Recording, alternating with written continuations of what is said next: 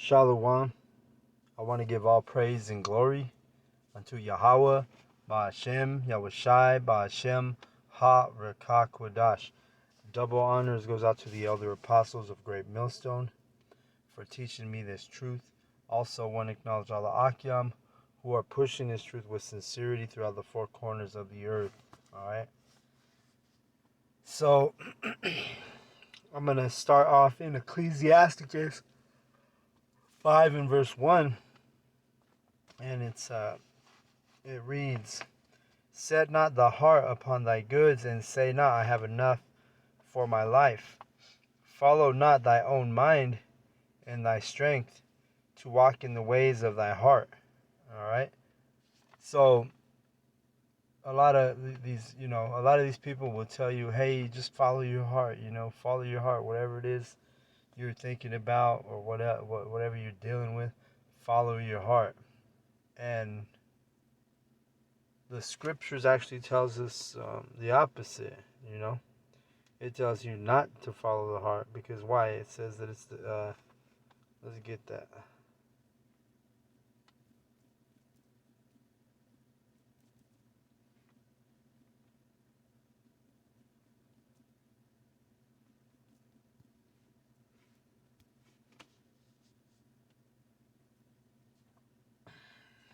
That's Jeremiah 17 and 9. It says, the heart is deceitful above all things and desperately wicked. Who can know it? So the heart is deceitful. You're not supposed to go off of your emotions, You're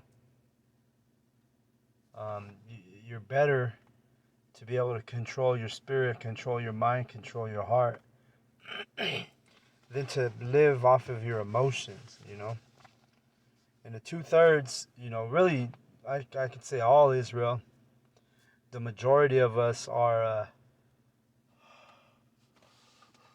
Slovakia. The majority of us are raised by our mothers. So when you have your mother raising a man, a son, you're going to have an emotional man, because he's not been taught to be a man. He's been taught to be emotional like the mother. So a lot of these Israelite men are emotional, and they'll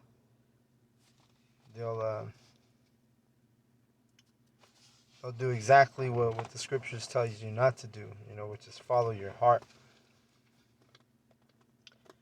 And you're not supposed to trust on your own understanding, right? You're supposed to lean on the understanding of Yahweh Bashem Yahushai, all right? So let's read verse 3. And say not, who shall control me for my works? For Yahweh will surely revenge thy pride.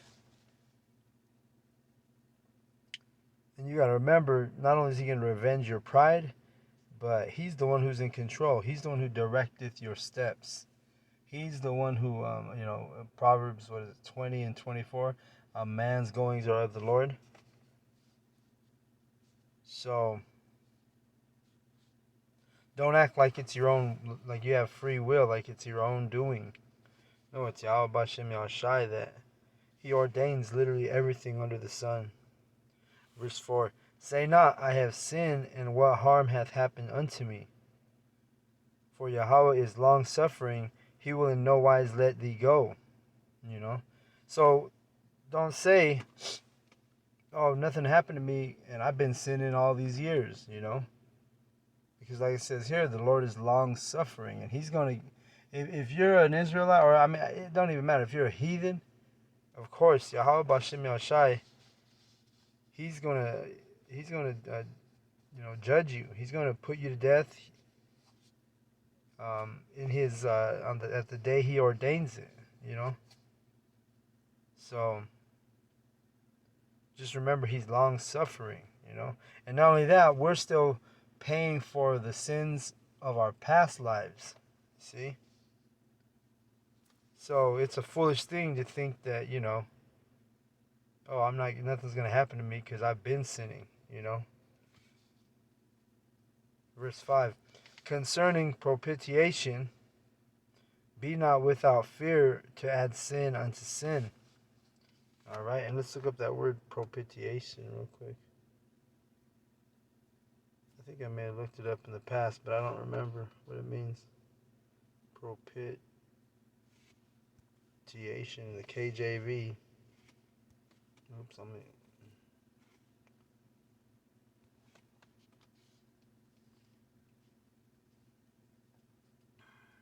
the act of propitiating or appeasing a god, spirit, or person. All right, so concerning propitiation, be not without fear. Add sin unto sin. So that's what it is. Don't and that means appeasing a god. So you know, don't be without fear for Yahweh Bashem Yahushai. That's a sin. If you don't fear Him, that's a sin. You see. That's why the 2/3 they'll be destroyed, because they do it on the daily. They don't have no reverence, which means respect for Yahweh Bashem Yahushai. So they are without fear. The men of the Lord, starts out with the prophets. We fear Yahweh Bashem Yahushai. We know His power. We know His capability. We know that He can. He's the end all. He can do. He could put you to death at any moment. That's the type of power that He is. You could be the most healthy person on the planet Earth, and if Yahweh Hashem Yahushua ordained you to be dead, you're going to be gone, no matter how healthy people thought you were. So anyway, let's go back to the scripts. Verse 6, and say not, His mercy is great. He will be pacified for the multitude of my sins. For mercy and wrath come from Him, and His indignation resteth upon sinners. So there you go.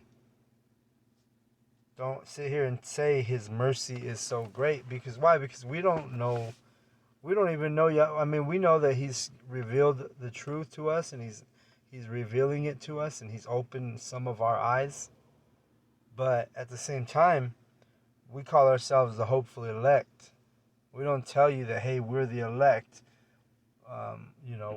We're the ones who are chosen, right? Which that word elect means chosen. It's good to be confident and have great faith in this knowledge and this truth. But at the same time, you want to balance it out with humbleness, Like, don't say, you're the elect. It's better to say you're the hopeful elect, see? We don't know if His mercy is going to, be toward us, not until we're up on them chariots celebrating. When you're on a chariot, then you can call yourself the elect, There's no ifs, ands, or buts at that point. Verse 7, make no tarrying to turn to Yahweh, and put not off from day to day, for suddenly shall the wrath of Yahweh come forth, and in thy security thou shalt be destroyed and perish in the day of vengeance. So don't put off worshiping Yahweh Hashem Yahushai. Don't put it off day to day.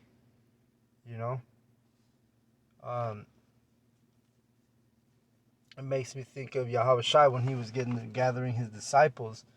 They were dropping what they were doing. They were fishing. They dropped their nets, and they followed. And that's what this is talking about. Don't tarry. Don't put it off. Don't procrastinate. Serve Yahweh Bashem Yahushai today. Yesterday. You see. Verse 8.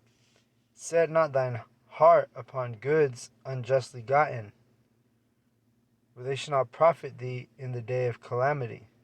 Alright? So, Esau Edom, everything he has been unjustly gotten. So that tells you it's not going to profit him in the day of vengeance. Yahweh Bashem Yahushai is gonna do His, like I always say, He's gonna do a number on Esau Edom, and the heathen and the 2/3. Verse 9. Winnow not with every wind, and go not into every way, for so doth a sinner that hath a double tongue. See? So there you go. Don't be, don't be everywhere the wind blows. That's where you be. You go everywhere. You following and doing everything unto like the heathen, instead of standing firm in Yahweh Bashem Yahweh Shai.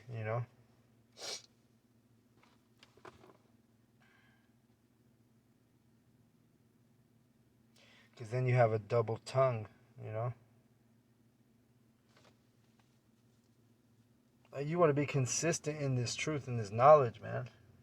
And we're in the flesh. Sometimes, we're gonna stumble. We're gonna mess up. But you got to be conscious of that.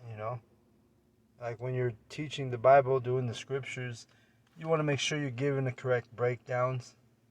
You don't want to lead the flock astray. You don't want to teach them something that is not truth. Verse 10. Be steadfast in thy understanding, and let thy word be the same. And when you go into that word steadfast,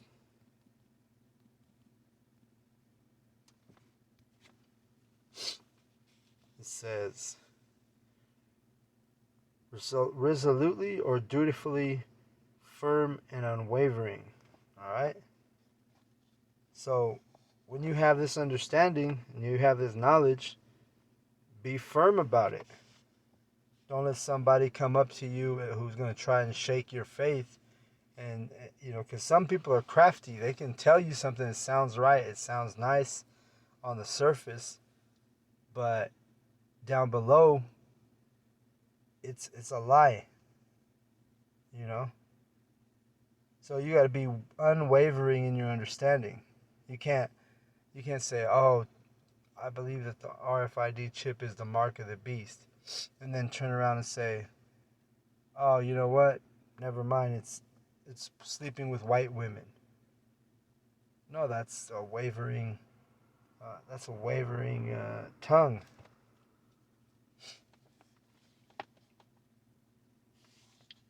Be swift to hear, and let thy life be sincere, and with patience give answer. All right? So, this is just common sense. Be swift to hear. Be swift to hear what? This truth. The ones who are going to benefit from this knowledge and this wisdom are the ones who are going to be swift to hear. For instance, when we're out there in camp, you have a lot of people walking right past us. But you have a few that are swift to hear. They may tell their friends, "Hey, hang on a second. I want to see what this is about." Or we've had some people. I remember we had this young man come to the camp, and he was probably, I would say, if I had to guess, like maybe 19, 20 years old. He was walking with his friends over there where we do camp here in Denver. And he was so swift to hear that his friends were like, "Hey," they actually hung out and listened for a little while. And this is like 3 young Israelite men, right? They actually hung out and listened to the breakdowns that we were given out that day. And they were listening to the truth being pushed, right? But there were 3 of them. And then I remember 2 of them, they became weary. They were like, "Oh, we're gonna just get out of here. They were on bikes." No, it's like it. They weren't on bikes. This is a different time. But there was 3 of them, and the 2 were like, "Hey, after maybe 10 or 15 minutes of being patient and listening, they were like telling their main brother, and I call him that because seemed like he was the main brother. He was the alpha in the group, right?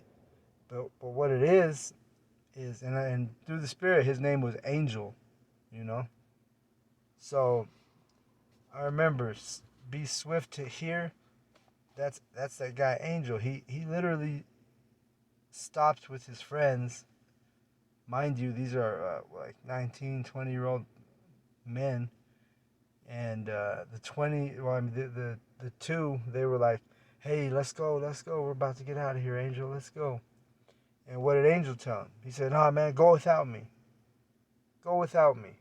I'm going to stick around and listen to this. Because that day, the truth was speaking to him, through the prophets. And so that brother was swift to hear. He didn't make up some elaborate. What he did was righteous, because he was telling his friend, just leave me. I'll catch up with y'all later. That's how much he wanted to hear the truth. And that don't happen all the time, but I'm giving you the example of the time that it did happen. Verse 12, if thou hast understanding, answer thy neighbor. If not, lay thy hand upon thy mouth. See? So, and really this goes back to the neighbor who was your neighbor when you were in Israel, not here in Babylon, America. Yeah, we do want to teach if our let's say hypothetically speaking, if our neighbor is an elect, well, yeah, then this verse applies to you still. But it's not talking about your Edomite neighbor, They say if thou hast understanding, answer thy neighbor. If not, lay thy hand upon thy mouth. If you don't understand the scriptures, and somebody has a question, just put your hand over your mouth. You're better off. A slip of the tongue is worse than the slip on the pavement. All right. So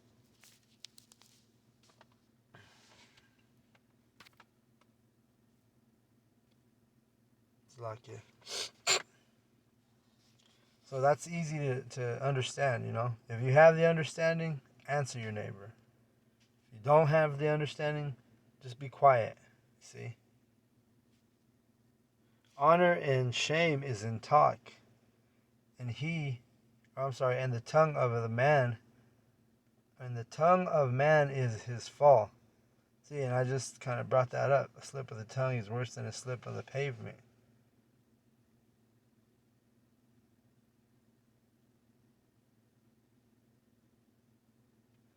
And that's what we're doing when we go out there on the street corners. Hey, we're honoring Yahweh Bashem Yahushai. See? And we also honor the apostles. Double honors goes out to the apostles. Because the Lord set them up to teach us this knowledge and this truth,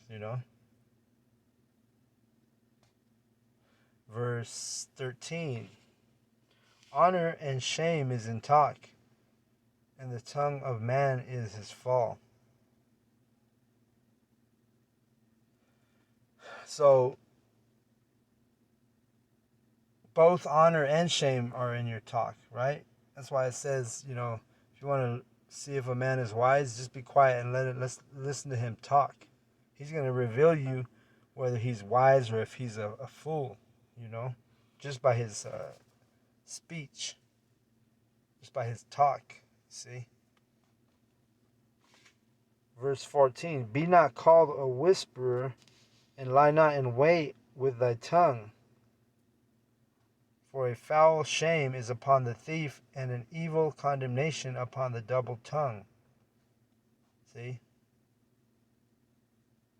So, they say in this world it's rude to whisper, because people be like, oh, he's talking shit about me or whatever, So you don't want to be called, just like in the world you will whisper, you don't want to be called a whisperer here in the truth.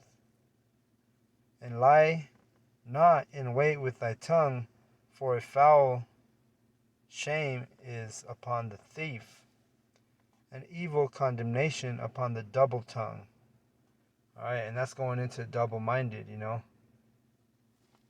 don't want to be double-minded in this truth. You don't want to be saying, oh, yeah, calling on the names of Yahweh Hashem Yahushai, but then you have a girlfriend and she wants to go to the modern Christian church up the street, and there you go following along with her. Now you're going to Cesare Borgia's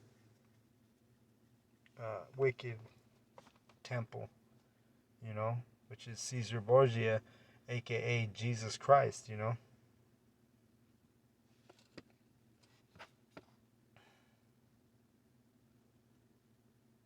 Be not ignorant of anything in a great matter or a small. Right?